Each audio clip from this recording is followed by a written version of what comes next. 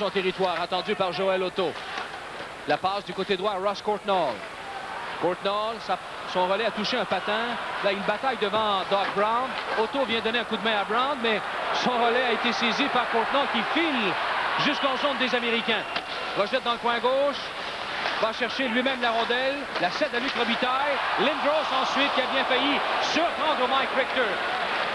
Mike Richter ne savait pas où était le 10, André. Robitaille à Courtnall. Un lancer qui rate la cible. Lindros du côté droit. Une passe qui longe la clôture jusqu'à Courtnall. Courtnall, ennuyé par Joe Mullen. Là, c'est un relais à Lindros vers Courtnall. Le tir du revers qui rate la cible. Molanen, lui, qui voit sa défensive malmenée, décide de pousser la rondelle à l'autre bout, mais c'est un dégagement refusé aux Américains. Coupe Canada la batte revient dans un instant. Dernière chance ratée par le Canada. Lindros qui sort du derrière de filet. Joe Mullen avait son arme. Tout le monde avait... C'est au défenseur d'aller immédiatement à Craig Molanen d'aller au-devant d'Eric Lindros. Ils ont été chanceux si Richter avait perdu de vue le 10. Mark Tenordi qui a remis en territoire des Américains. Une passe de Jeremy Roenick à Tony Granato en zone du Canada. À Mike Modano, les deux se sont croisés en pénétrant en zone canadienne. Modano lance, Ranford résiste. Le vent change de bord, André. C'était 2-0 pour l'équipe Canada. Ils jouaient bien. Ils finissaient leur mise en échec. Et maintenant, ce sont les Américains qui ont pris de la force, qui frappent avec beaucoup plus d'autorité. Ils imposent le rythme. Ça, c'est la dernière... ils se sont croisés en pénétrant en zone du Canada. Modano et Mark Tenordi, ben ça... Il a pris place dans l'alignement d'équipe Canada quand Steve Smith et Scott Stevens étaient devenus des cas douteux. Chacun souffrait de petites blessures. Et également, Steve Smith, on ne le voit pas souvent ce soir. Il est blessé.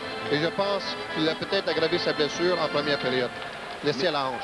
Messier est là avec Dale Hawerchuk et Steve Larmer. Voilà Scott Stevens. La passe au centre à Dale Hawerchuk. C'est 2-2. 6 minutes, 34 secondes à faire en deuxième. On revient en zone du Canada autour de Scott Stevens. Une passe au centre pour Larmer, aussitôt arrêté par Chelios. Et le Canada est refoulé profondément dans son territoire. Scott Stevens attendu par Modano. Très difficile pour un gros bonhomme comme Tenordi d'arriver dans le match. Ouais, et là, on a fait dévier la rondelle à l'autre bout. Et c'est un dégagement qui est refusé au Canada. C'est environ 1h30, lui qui surveille ce qui se passe sur la patinoire. Il arrive avec 6 minutes à faire en deuxième. C'est 2-2, les États-Unis qui attaquent. Alors c'est un moment très difficile pour Mark Tenordi de faire présence sur la patinoire d'un match aussi serré. Si tu joues, correct, pour un joueur de défense, tu dois avoir chaud, tu dois être prêt. C'est un fier compétiteur, alors on l'a mis dans une situation assez très difficile. Alors, mise au jeu à la droite de Bill Ranford. Kevin Miller devant Brant Sutter. On ne prend pas les mises en jeu ici, mais je peux t'assurer une chose, le Canada en a gagné au moins 60% ce soir des mises en jeu. Un autre de gagné par l'équipe Canada ici. C'est Brant Sutter qui reprend avec une passe saisie par Rick Tocchet au centre. Tocchet renvoie le tout en territoire des États-Unis. Le premier rendu est Kevin Hatcher, pourchassé par Dirk Graham, ensuite par Rick Tocchet. Il poursuit sa course jusqu'en zone du Canada et son tir est repoussé par Ranford. André, c'est ça que Kevin Hatcher fait avec les Capitals de Washington. Il a compté 24 buts cette année. Tocchet est en contre-attaque.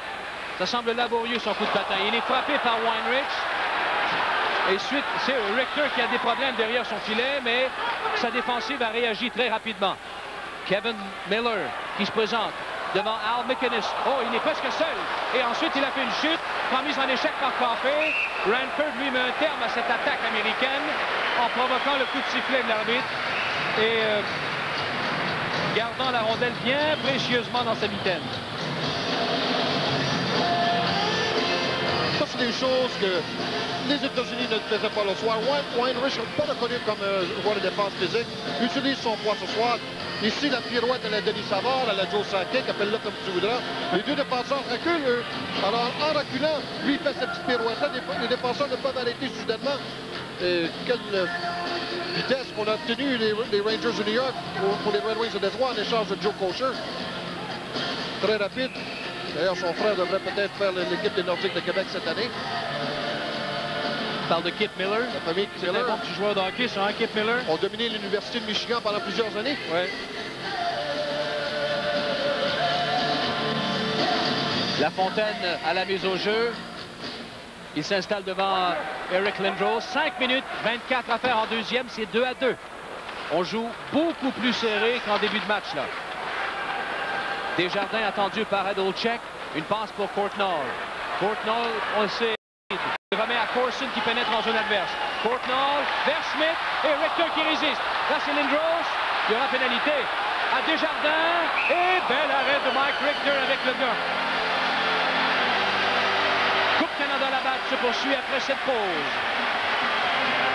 À 14 minutes 59 pour avoir retenu. Pat Lafontaine, un avantage numérique pour le Canada. Ross Courtnall fait un très beau jeu. S'il voit que Steve Smith, qui est défenseur, s'avance, mais Steve Smith peut s'avancer. Il réalise que Ross Courtnall est à la ligne bleue. Bon, ici, on a eu l'opportunité, ici, du côté d'Eric Lindros, de décocher un lancer. Au moment où il vient pour décocher le lancer, Pat Lafontaine l'ennuie, et c'est une punition. Les États-Unis, André, 80,8, 26 fois en désavantage numérique. Ils ont fait compter 5 buts. Ils sont avant-derniers dans ce domaine. Exact. Dans le tournoi Coupe Canada. Alors, Messier est là avec Lindros, il y a Larmer, Coffey et McInnes, bien sûr, devant Mullen, Chelios, Suter, Otto, au tir qui a donné du mal à Richter. Messier reprend, il est dans le coin, attendu par Suter. C'est l'endroit le plus dangereux pour Larmer au-dessus de mise en jeu. Larmer du côté droit, cherche à tirer vers lui Gary Suter. Pas beaucoup d'ouverture, il lance, c'est bloqué par Chelios. Suter s'empare du retour et dégagement jusqu'au centre. 4 minutes 30 à la deuxième. 2-2. Avantage numérique, le Canada. Messier va tenter de relancer l'attaque des siens à partir de son territoire. Il remet à Coffey aussitôt. Vers Lindros. Du côté gauche à Messier, il est en zone adverse. Messier à Coffey. Le tir rate la cible. Le retour est disputé à 2. Messier Suter. Puis Lindros qui bataille devant Chelios. Lindros là. Oh. Il a voulu lancer et faire une passe en même temps. Suter lui a volé la rondelle et le dégagement a suivi. Encore 57 secondes à la pénalité à La Fontaine. Al McInnes, les joueurs de l'équipe Canada semblent un petit peu plus nerveux, là. Rick Tocchet qui perd la rondelle. C'est raté par Lindros. Ramené au centre par Doug Brown et c'est Howard Chuck qui reprend. À McInnes, tout de suite, c'est remis en zone adverse. Tocchet a perdu la rondelle. Doug Brown reprend vers Joel Otto au centre qui complète le dégagement jusqu'à l'autre bout. À part du match 2-2 contre les Finlandais, une des rares fois que le Canada joue avec un petit peu d'adversité. Campé en zone adverse. Il a voulu remettre du côté droit. C'est finalement Dale Hawerchuk qui reprend. Il est frappé par Joe Mullen. Weinrich, lui, a subtilisé la rondelle à Tocchet et le dégagement a suivi. 12 secondes encore à la pénalité à Pat Lafontaine. Al McInnes au centre, pourchassé par Doug Brown. Remet à Théorène Fleury. Il a été arrêté par Joe Mullen. Autre dégagement. Le gardien intervient et sa passe a été coupée par Lafontaine qui venait de sortir du banc. Sa pénalité est terminée.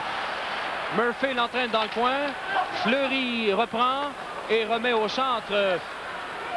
C'est à Shanahan qui remet à Fleury en zone adverse. À Robitaille dont le tir rate la cible.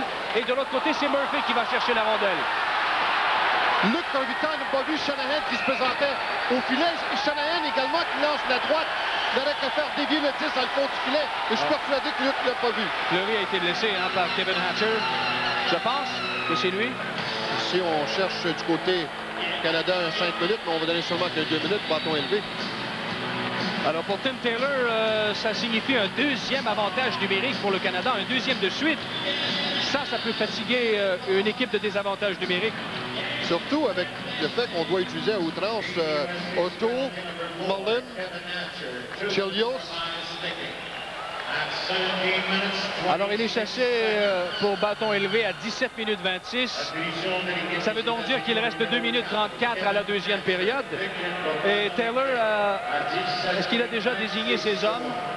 Sûrement Joe Mullen est de retour dans la mêlée. Il y a Joel Otto. Chelios. Chelios est là également.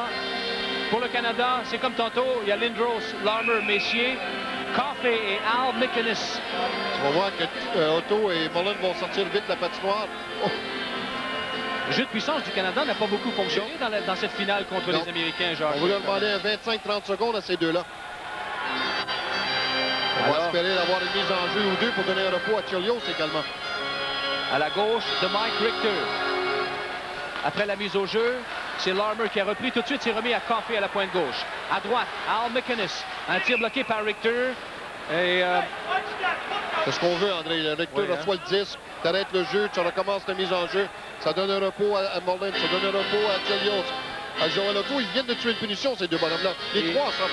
Et il vient de gagner 8 secondes. C'est exact. Et avec la mise en jeu reprenne, c'est 25-30 secondes. Soit on va prendre le temps du côté de Joel Otto, on va donner l'opportunité à tout le monde d'avoir un petit repos. Une couple de secondes de plus quand tu tues une punition, là. 0-3 pour le Canada ce soir, je vous le rappelle.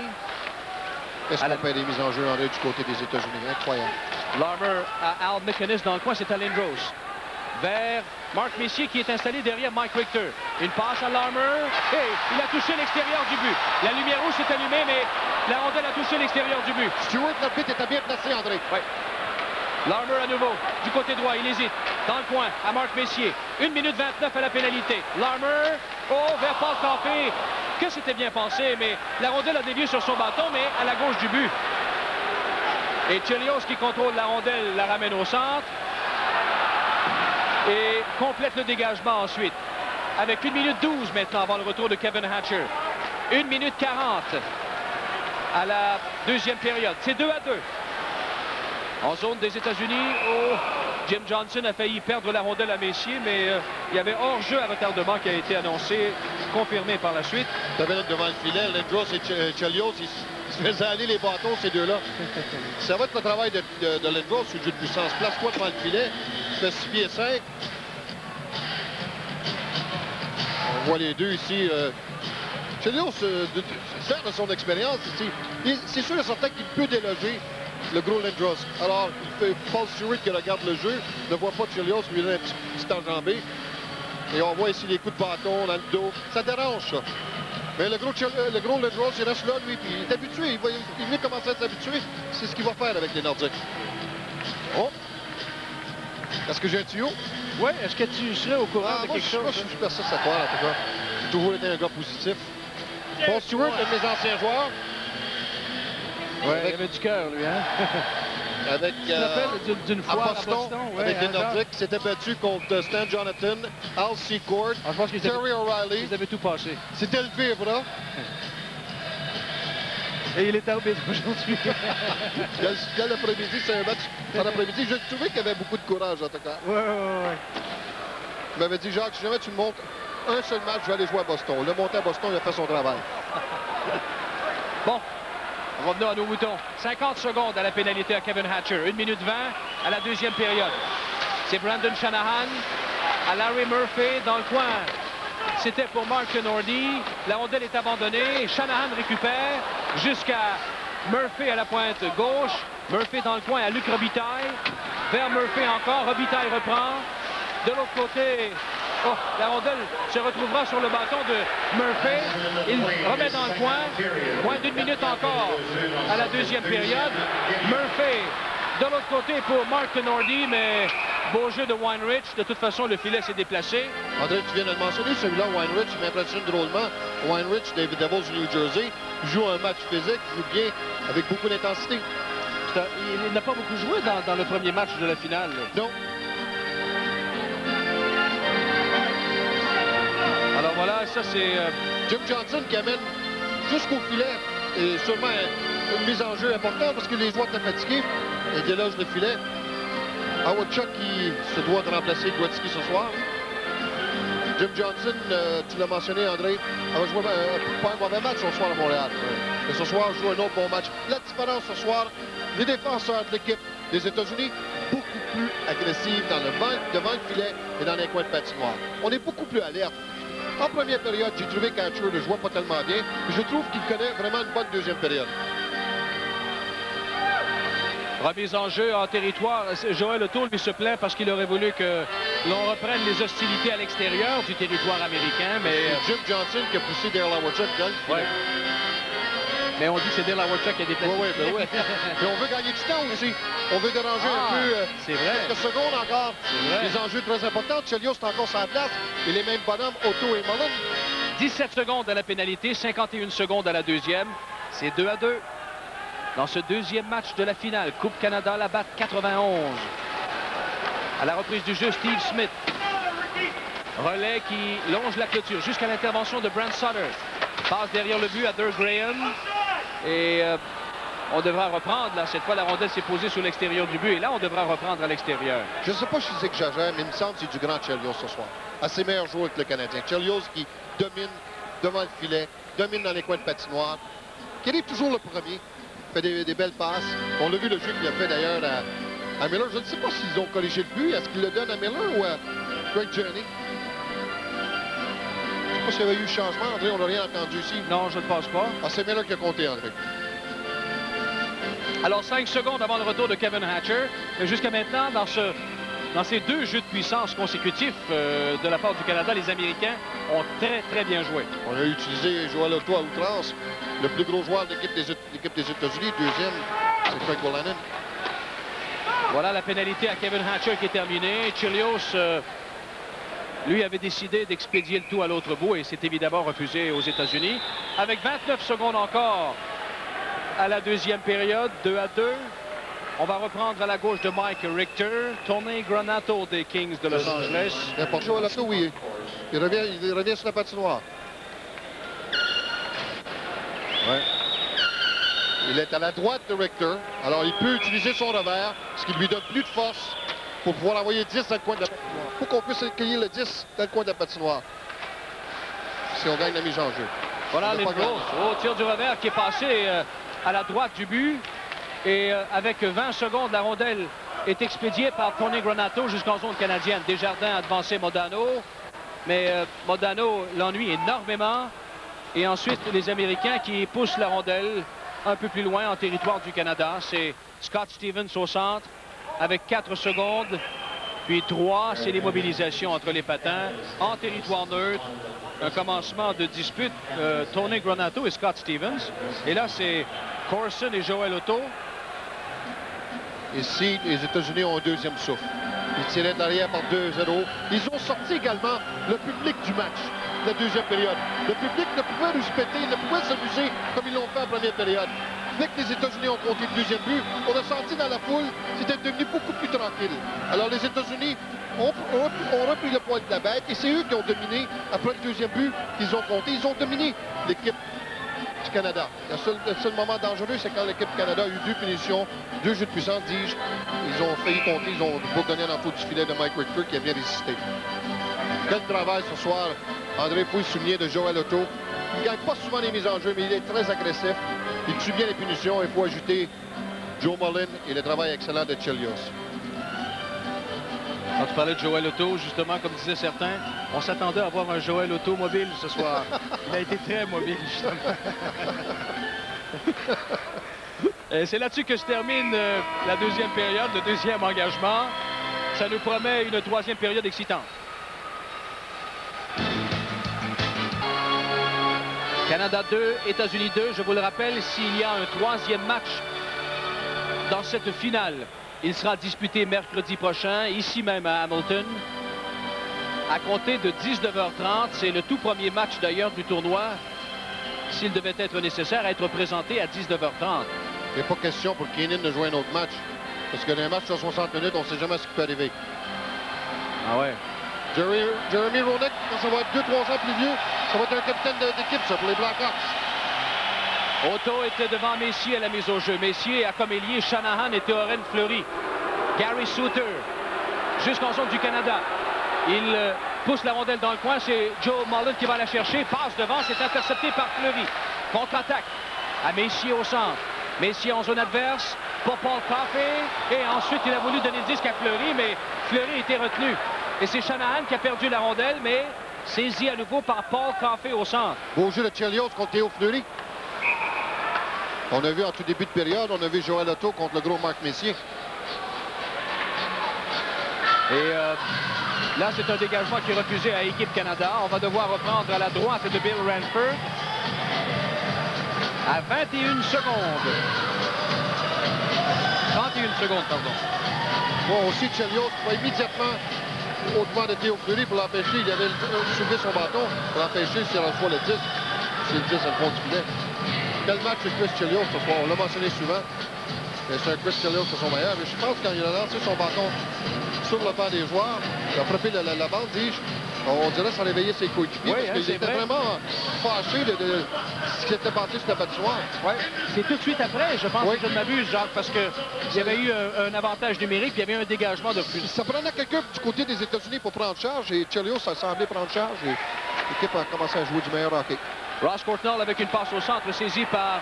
Enfin, la rondelle a glissé sur les patins de Eric Lindros.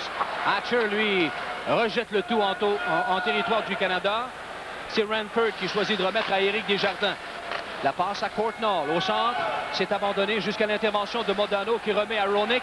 Roenick accélère devant Desjardins et son tir du revers dans un angle restreint, bloqué par Ranford.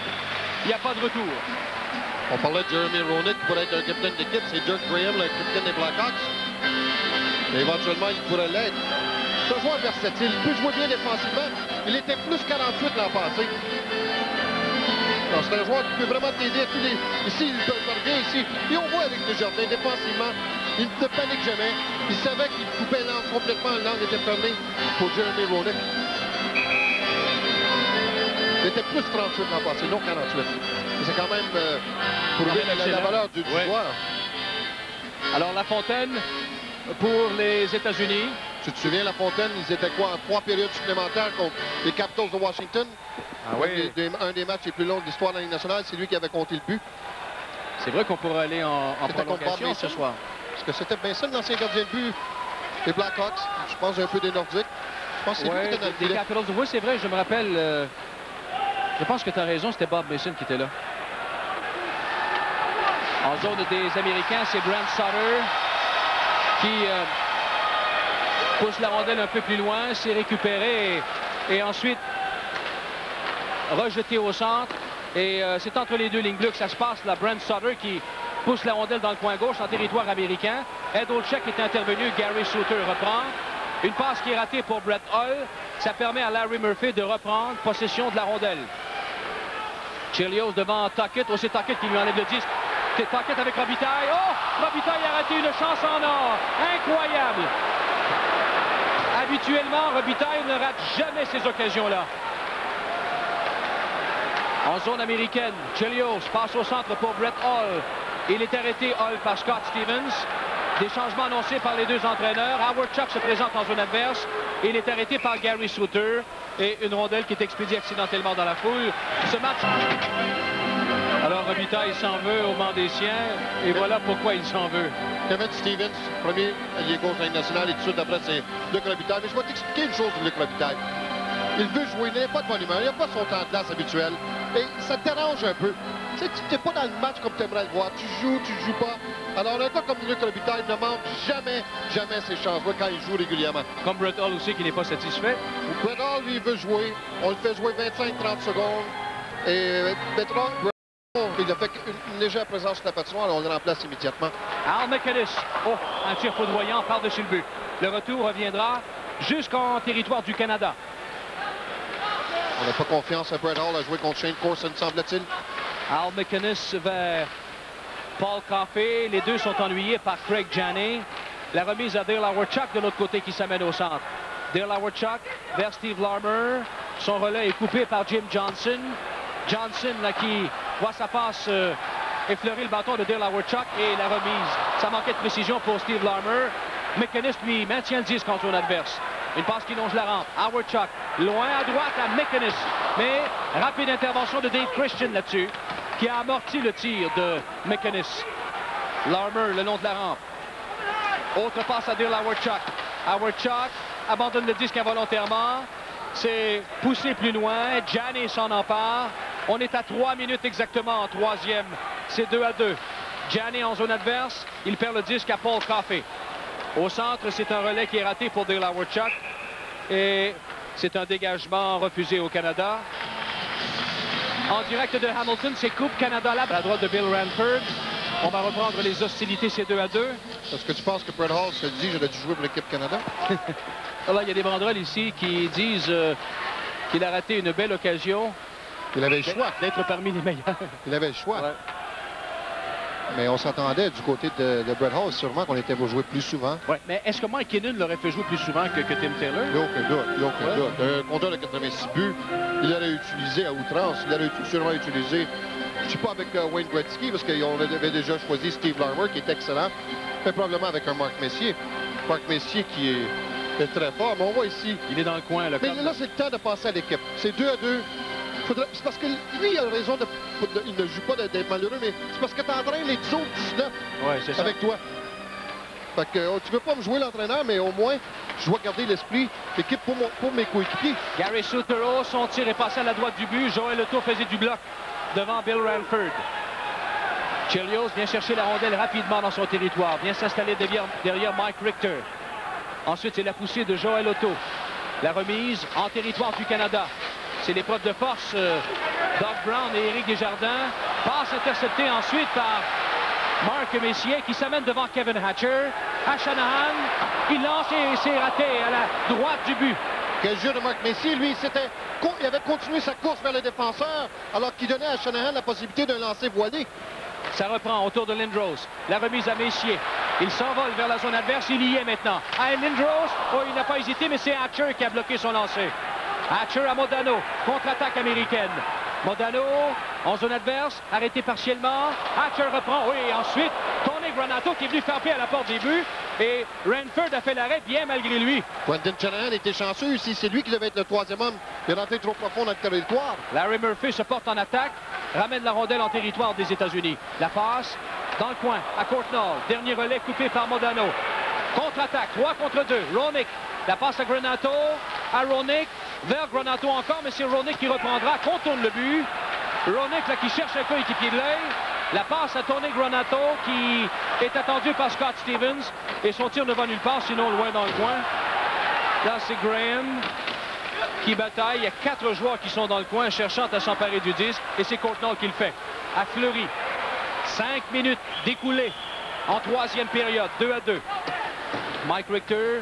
Une passe coupée par Fleury. Et le tir ensuite qui a surpris le gardien américain. Ce match de Coupe Canada Labatt vous revient dans... Brent Sutter, Luc Robitaille, Rick Puckett devant le trio de Pat Lafontaine. C'est 2-2 à la droite de Mike Richter. Et le public encourage les siens ici. Absolument parfait. Le tir qui a été bloqué devant le but. Richter, sans hésiter, saute sur la rondelle et provoque le coup de